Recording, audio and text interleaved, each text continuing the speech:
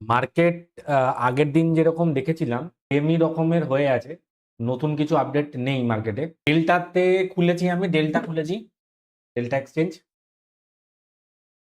Delta এক্সচেঞ্জের এই যে আছে এখানে, এখানে দেখতে পাচ্ছি চার্ট সোলানা ইউএসডিটি। সোলানা ইউএসডিটিতে কি হচ্ছে, মার্কেট একই জায়গায় ফেসে আছে, রেঞ্জ বাউন্ড হয়ে গেছে, একই জায়গায়, উপরেও যাচ্ছে না নিচেও যাচ্ছে না, একই রেঞ্জে মার্কেট আটকে আছে।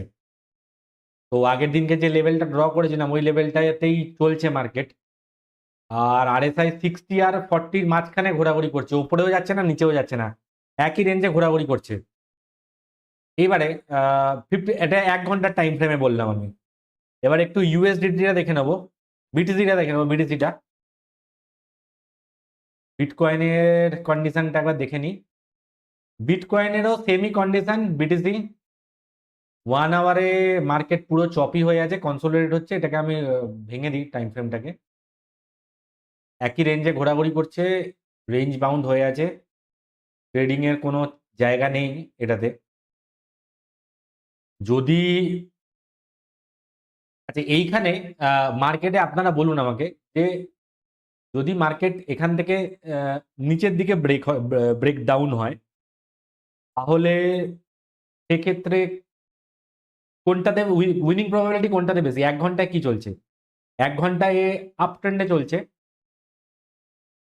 আর ডাউন ট্রেন্ডে যদি মার্কেট নিচের দিকে নামে, তাহলে এই যে সাপোর্ট লেভেলটা আমি মার্ক করেছি, এই সাপোর্ট লেভেলটা থেকে হয়তো ওর রিভার্স করতে পারে। যদি এই রকম কন্ডিশন আসে আমার, তাহলে আমার কি সুবিধা হবে, তাহলে আমি এখান থেকে মার্কেটটাকে কিন্তু লং এর দিকে যদি আমি দেখতে পেতে পারি, এই যে যদি এখান থেকে যদি রিভার্স করে। আর যদি শুধু মানে নিচের দিকে যদি যায়, তাহলে কিন্তু এখানে চান্সেস কম। মানে এইখানে কি হচ্ছে, যদি আপ ট্রেন্ডে চলে তাহলে এটা আমার মোমেন্টাম ট্রেডিং হবে।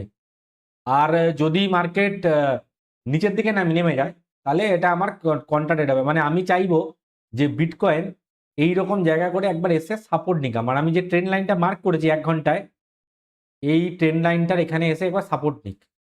যদি